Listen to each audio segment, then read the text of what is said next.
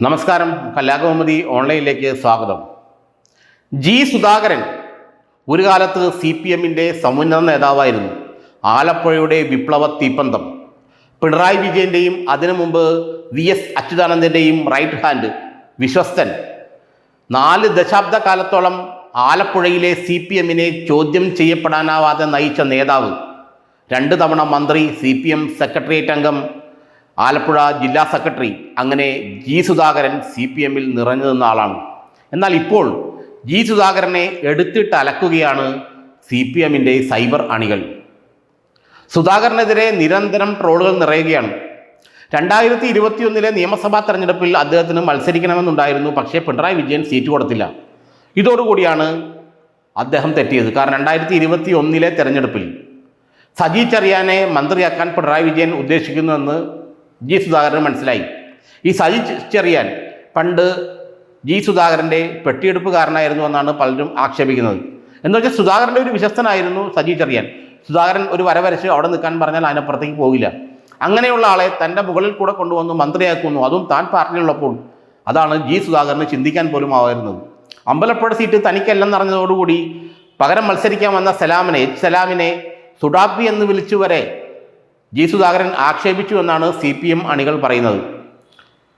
ചില വർഗീയ തീവ്രവാദികളാണ് ഇപ്പോൾ പാർട്ടിയെ ഇവിടെ നയിക്കുന്നതെന്ന് വരെ അദ്ദേഹം പറഞ്ഞു കഴിഞ്ഞു.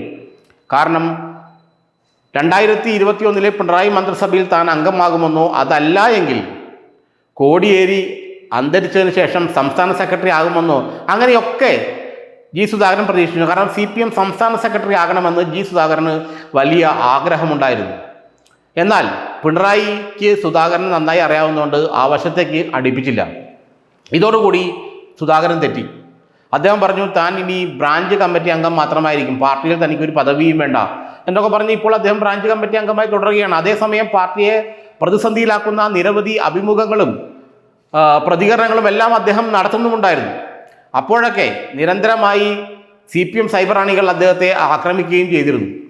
കഴിഞ്ഞ ദിവസം ആലപ്പുഴയിൽ നടന്ന KPCCയുടെ സാംസ്കാരിക വിഭാഗമായ സാംസ്കാര സാഹിതിയുടെ പരിപാടിയിൽ പങ്കെടുത്തുകൊണ്ട് കോൺഗ്രസ്സുകാരെ കണ്ടാൽ കമ്മ്യൂണിസ്റ്റുകാരൻ കണ്ണുപൊത്തിപ്പോണോ എന്നുള്ള രീതിയിലുള്ള അഭിപ്രായങ്ങളൊക്കെ അദ്ദേഹം പ്രകടിപ്പിക്കുകയും കോൺഗ്രസിൻ്റെ പരിപാടിയിൽ അദ്ദേഹം സജീവമായി പങ്കെടുക്കുകയും ചെയ്തു. ഇതോടുകൂടിയാണ് വീണ്ടും സൈബർ അണികൾ ഇടഞ്ഞത്. രക്തസാക്ഷി ഭുവനേശ്വരൻ്റെ സഹോദരൻ ചേട്ടനായതുകൊണ്ട് മാത്രമാണ് തന്നെ ഞങ്ങൾ വേറെ പേര് വിളിക്കാതിരിക്കുന്നത് എന്നാണ് CPM സൈബർ ഹാൻഡിലുകൾ ഇപ്പോൾ സുധാകരനെ പറയുന്നത്. താൻ വലതുപക്ഷക്കാരുടെ കയ്യിലെ ഒരു ഉപകരണം മാത്രമാണ്, CPM-ലെ വെറും കീലേരി അച്ചുവാണ് താൻ എന്നൊക്കെയുള്ളതിൽ കടുത്ത ആക്രമണങ്ങളാണ് ഇപ്പോൾ CPM സൈബർ അണികൾ ജി സുധാകരനെതിരെ നടത്തുന്നത്. മാത്രമല്ല പണ്ടൊരിക്കൽ കഴിഞ്ഞ ഏതാനും മാസം മുമ്പ് ജി സുധാകരൻ പറഞ്ഞിരുന്നു, CPM-ലെ സൈബർ ഗുണ്ടകൾ അല്ലെങ്കിൽ സൈബർ സേനാനികൾ എന്ന് പറഞ്ഞാൽ അങ്ങനൊരു വർഗം തന്നെ പാർട്ടിയിലില്ല എന്നും അവർ പാർട്ടിയെ നശിപ്പിക്കാൻ നടക്കുന്നവരാണെന്നുമുള്ളൊരു അഭിപ്രായ രൂപീകരണം അല്ലെങ്കിൽ അഭിപ്രായ പ്രകടനമൊക്കെ അദ്ദേഹം നടത്തിയിരുന്നു. അപ്പോഴും അദ്ദേഹത്തിന് നിരന്തരം ആക്രമണമുണ്ടായി. ഇപ്പോൾ കോൺഗ്രസിൻ്റെ പരിപാടി സംബന്ധിച്ച ശേഷം നിരന്തരമായ ആക്രമണമാണ് ജി സുധാകരനെതിരെ പാർട്ടി അണികൾ, പ്രത്യേകിച്ച് പാർട്ടിയുടെ സൈബർ അണികൾ നടത്തുന്നത്. പച്ചത്തെറിയാണ് ഒരു കാലത്ത് CPM-ന്റെ സമുന്നത നേതാവായിരുന്ന ജി സുധാകരനെതിരെ CPM സൈബർ ഹാൻഡിലുകൾ ഇപ്പോൾ നടത്തുന്നത്. പച്ചത്തെറിയുടെ അഭിഷേകമാണ് ജി സുധാകരനെതിരെ CPM സൈബർ ഹാൻഡിലുകളിൽ നിന്ന് ഉണ്ടാകുന്നത് വളരെ കൗതുകരമായ കാര്യമാണ്.